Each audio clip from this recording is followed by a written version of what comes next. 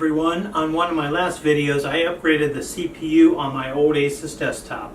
The new CPU uses about 125 watts while the original used about 65. It seems to be running a little bit warmer, so I will be installing a case fan.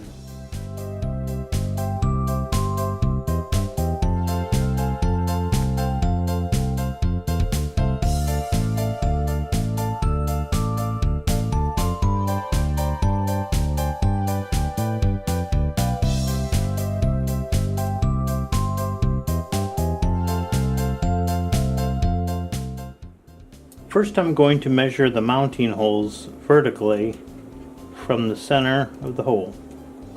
It is just about 3 1/4 inches. Fan sizes are measured in millimeters, so this comes out to about 82.5 millimeters. When we measure on the outside of the fan body, it comes to about 92 millimeters.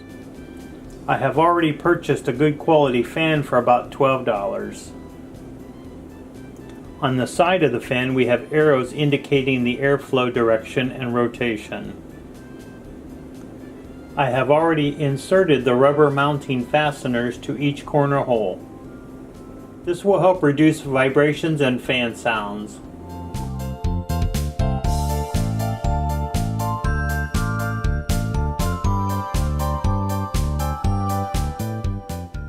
Line up the rubber fasteners with the mounting holes.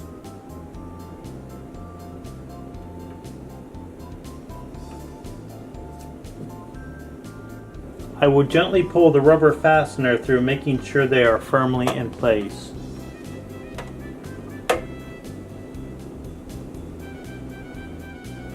Next, I will plug in the fan to the motherboard 3-pin power supply.